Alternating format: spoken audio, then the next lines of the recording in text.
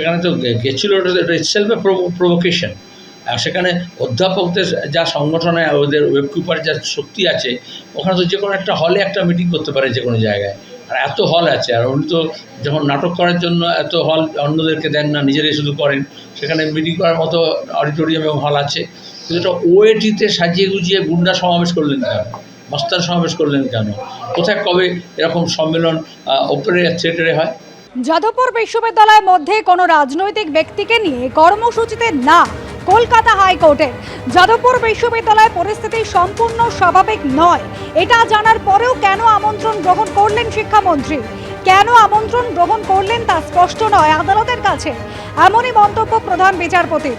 যাদবপুর বিশ্ববিদ্যালয়ে বেসরকারি নিরাপত্তা রক্ষীদের কার্যকারিতা নিয়েও সন্দেহ প্রকাশ প্রধান বিচারপতির।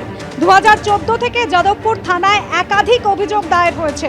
আদালতের মনে সন্দেহের উদ্রেক হচ্ছে। নিরাপত্তা বিঘ্নিত হওয়ার পরেও যাদবপুর বিশ্ববিদ্যালয় কেন রাজ্যের কাছে পুলিশি সহায়তা চায়নি, প্রশ্ন প্রধান বিচারপতির। 3 সপ্তাহ পর ফের এই মামলার শুনানি রয়েছে। প্রথমত রাজনৈতিক ব্যক্তিত্ব কে আর কে নয় ডিফাইন করাটা যথেষ্ট কঠিন ব্যাপার। তারপরেও যাদের আমরা সাধারণভাবে রাজনৈতিক ব্যক্তি বলে জানি, তাদের অনেকের একাডেমিক পরিচয় থাকে একটা।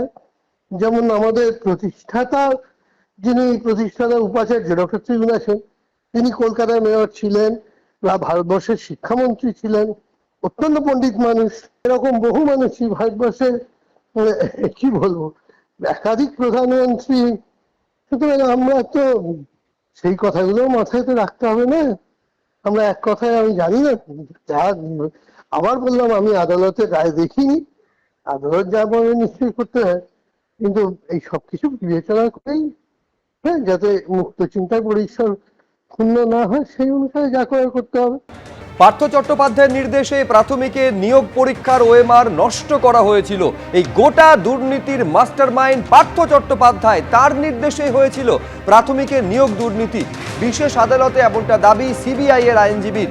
এই নিয়ে গোপন জবানবন্দি রেকর্ড করেছেন প্রাক্তন শিক্ষামন্ত্রী ওএসডি প্রবীর বন্দ্যোপাধ্যায়, এমনটা সিবিআই সূত্রে দাবি করা হচ্ছে।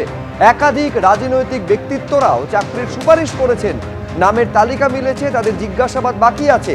বিশেষ আদালতে শুনানিতে দাবি সিবিআই এর খবর সূত্রের। বহুদিন ধরে জেলে বন্দী অনেকেই ছাড়া পেয়েছে, পার্থর জামিনের আবেদনের উল্লেখ তার আইনজীবী।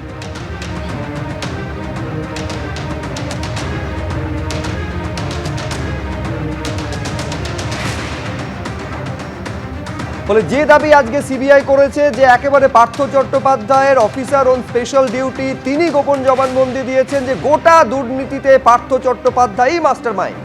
এই নিয়ে মোহাম্মদ সেলিম কি বলছেন দেখুন। এখন মাস্টারমাইন্ড বলছে পার্থ চ্যাটার্জি। পার্থ চ্যাটার্জি কার নির্দেশে কাজ করেছে? মুখ্যমন্ত্রী মমতা ব্যানার্জির মন্ত্রিসভায়। আর সেই মন্ত্রিসভার সিদ্ধান্তই ছিল ক্যামাক স্ট্রিট থেকে সিদ্ধান্ত হবে, অভিষেকের অফিস থেকে সিদ্ধান্ত হবে, সেখানে টাকা যাবে। এখনও তাই হচ্ছে। সমস্ত টেন্ডার, সমস্ত নিয়োগ, সমস্ত রকমের কাজকর্ম যা হবে ওইখান থেকে হবে। সুতরাং মাস্টারমাইন্ড যদি বলো তুমি, তাহলে তো আসলে হচ্ছে পিসি এবং ভাইপো।